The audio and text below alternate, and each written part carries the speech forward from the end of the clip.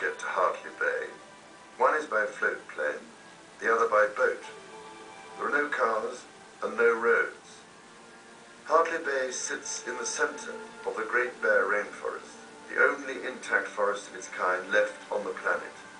Yet what happens in this remote village of just 200 people, nestled on the coast of British Columbia, may have more impact on the rest of us than we could ever imagine. Hartley Bay is home to the Gitga'at, one of the First Nations people who have lived here in the Great Bear Rainforest, in harmony with their surroundings, for thousands of years. Now, the survival of this distant region hangs in the balance. But if they succeed, it could offer all of us as powerful a template of how we can operate in the world as any place on Earth. Still, it may be difficult to imagine that the efforts to save this distant place of such beauty and serenity would become known as the War in the Woods. We've been having this war in the woods in British Columbia since the middle 1980s. It pitted loggers against environmentalists. Lots of tension, lots of anger.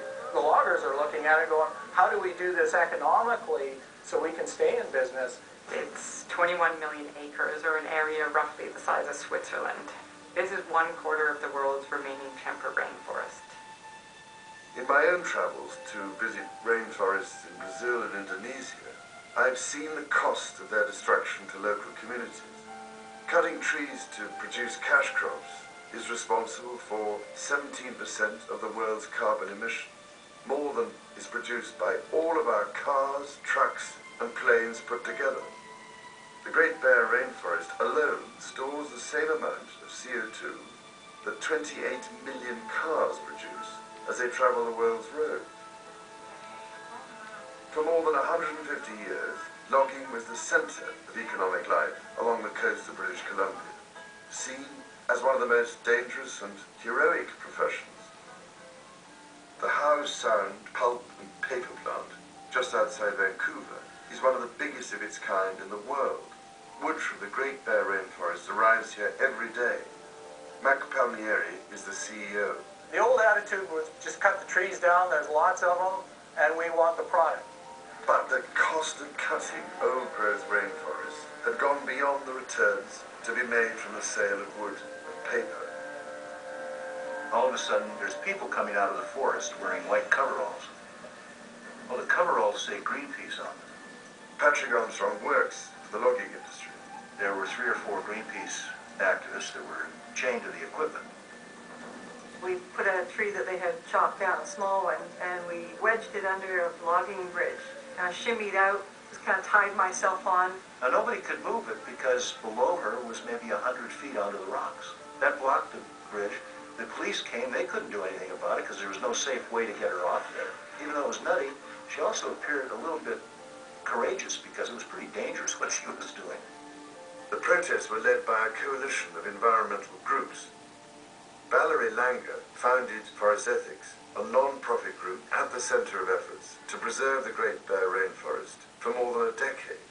And I was just a revolutionary. I wanted radical, immediate change. And I was willing to go to lengths to get there. And that happened year after year, and the change didn't happen. Then I started thinking, what would they care about? That's when we shifted to the marketplace. When the environmental campaigners went to the marketplace, they weren't talking about the loggers and people in forest-dependent communities. They were talking about the big corporations. Companies like Home Depot and Lowe's and the German pulp and paper industry, they didn't want to be part of buying the last remaining temperate rainforest on the planet. Maren Smith has dedicated many years to her work in the Great Bear. We were working in the marketplace and getting consumers of the wood and the paper to understand that they were buying the last remaining temperate rainforest on the planet. Most of the companies we talk with have no idea where their paper comes from or where their wood comes from. They don't know the choices they're making. Todd Pallier is director of Forest Ethics. So a big part of this is getting them up to speed on what their choices mean. And then a lot of times they're willing to make different choices. Some canceled their contracts, but some said, we want to buy your product, but we want to buy a sustainable product. That gave us power. A junket had been organized by the logging industry. These are guys who bought about $1 billion worth of paper a year. from British Columbia, so really influential paper buyers, and we flew them over, we talked about forest practices, they saw clear cuts, and we ended up in an organized meeting with the chief forester, the deputy minister of forests, about 3 of the major logging companies, and a bunch of the environmental groups. And that was the turning point. For British Columbia, people could understand the need to log forests, but maybe for customers, they couldn't quite understand why you'd cut down a 500-year-old tree to make a forest product. The other powerful message was coming from the people who had lived in the Great Bear Rainforest for millennia, the First Nations people of the British Columbia coast. Art Sterritt is a leader of Canada's coastal First Nations. He's also a noted artist whose work includes these totem poles in Hartley Bay. The environmental community had kind of come together and was wrestling with logging companies. They decided that they were going to protect a bunch of valleys in our traditional territories. We took that as a bit arrogant.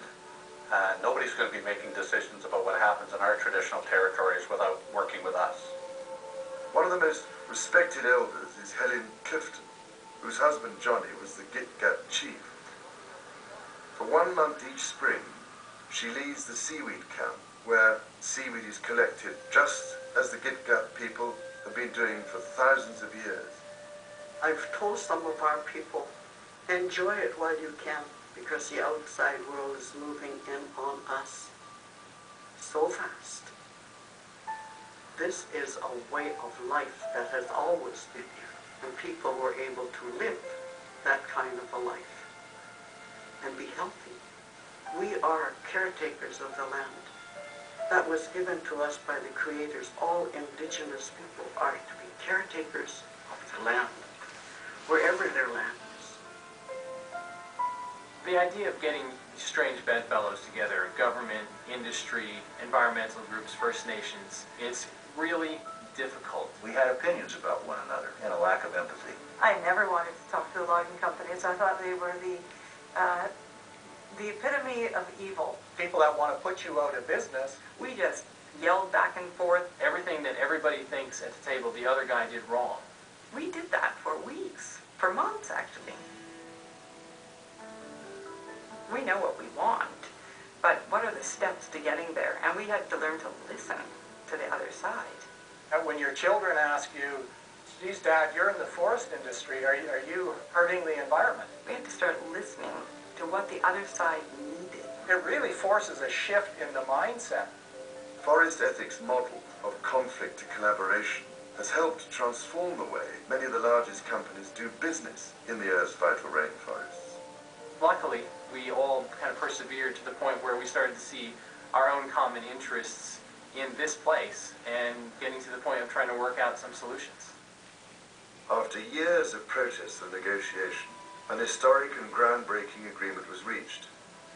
The deal, which had the political and financial support of the Canadian government, as well as private donors and foundations, was to set aside 5 million acres, an area the size of Ireland. Clear cutting has come to an end.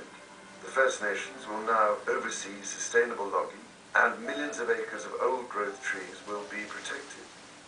What has happened in the Great Bear Rainforest is unique. We went from just that fight between environmental groups and logging companies to something much bigger and much better, and tried to work out a solution going forward that could be a model for the rest of the world, and we've done that. During the G20 summit in London in April 2009, I was able to convene a meeting of world leaders. This led to the Paris-Oslo Partnership Agreement. It will mobilize over $5 billion to help rainforest countries protect their forests. Without the rainforests, there simply is no solution to the problems caused by climate change. We need to take the lessons that are